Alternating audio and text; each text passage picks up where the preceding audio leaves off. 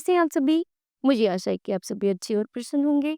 चलिए आज हम पढ़ते हैं पाठ 11 भामाशाह का त्याग। उससे पहले पढ़ते हैं पाठ परिचय। इतिहास में महाराणा प्रताप की वीरता का बखान जब जब होता है तब तब उनके विश्वास पात्र भामाशाह का नाम भी श्रद्धा से लिया जाता है। उनके त्याग ने महाराणा को धन, बल और साहस से अभिभूत कर लिया था। आइए भामाशाह के त्याग की कहानी पढ़ें। उससे पहले पढ़ते हैं। मान लीजिए कि आप अपने पिता के गांव में पैदा हुए थे। आप पिताजी के साथ बड़े शहर में रहते हैं। वर्ष में एक या दो बार आपका परिवार जब गांव जाता है तब गांव में आपको कैसा लगता है? आप अपने अनुभव लिखिए। ठीक है बच्चों। उससे पहले अब पढ़ते हैं। आइए जब पाठ की शुरुआत करते हैं।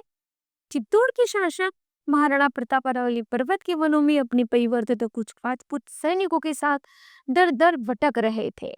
उस समय चित्तौड़ पर अकबर की सेना ने अधिकार कर लिया था। महाराणा प्रताप तथा उनके छोटे छोटे बच्चों को कभी कभी 2-2, 3-3 दिन तक घास से बनी रोटियां तक नसीब नहीं होती थी।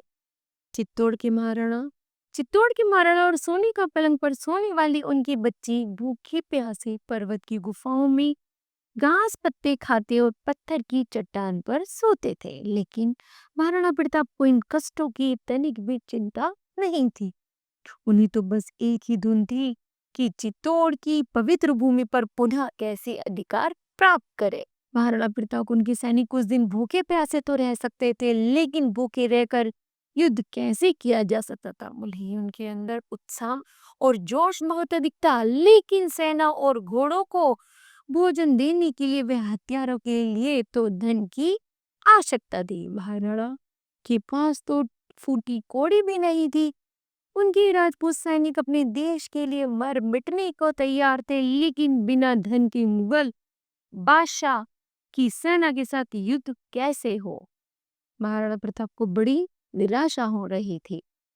अंत में एक दिन महाराणा प्रताप ने अपने प्राणों से प्यारी जन्मभूमि को छोड़कर राजस्थान से बाहर जाने का निश्चय किया। वे महारानी और बच्चों के साथ वन के मार्ग से जा रहे थे। तभी महाराणा के सलाहकार भामाशाह घोड़ा दौड़ाते हुए वहां पहुंचे। भामाशाह न केवल महाराणा प्रताप के सलाहकार थे, अपितु उनके घनिष्ठ मित्र भी थे।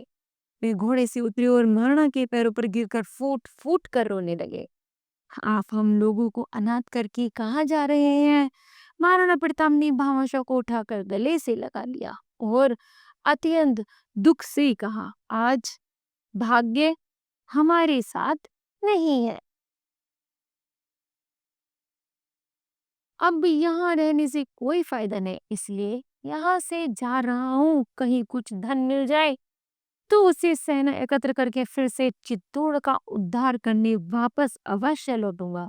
तुम लोग तब तक साहस से काम लो। भामाशाह ने हाथ जोड़कर कहा, महाराज आप मेरी एक प्रार्थना स्वीकार कर ले। महाराणा प्रताप ने बड़े प्यार से पूछा, कहो भामाशाह क्या बात है?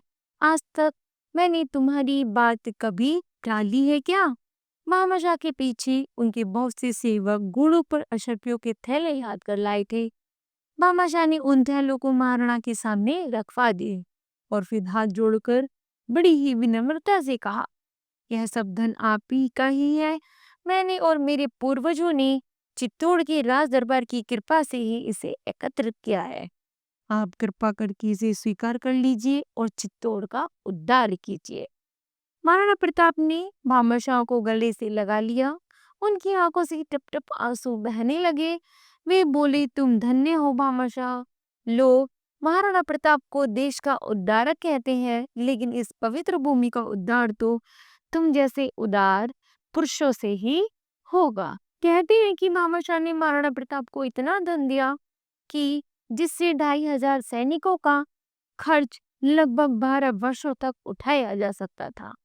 उस धन से महाराणा प्रताप ने सेना एकत्र की और मुगल सेना पर आक्रमण किया। मूलों के अधिकार की बहुत सी भूमि पर महाराणा ने विजय प्राप्त की और उदयपुर में अपनी राजधानी बना ली। जैसे महाराणा प्रताप की वीरता इतिहास में प्रसिद्ध है, उसे वैसे ही भामाशाह का त्याग भी विख्यात है। ऐसी त्यागी पुरुष ही देश का गौरव बढ़ाते हैं।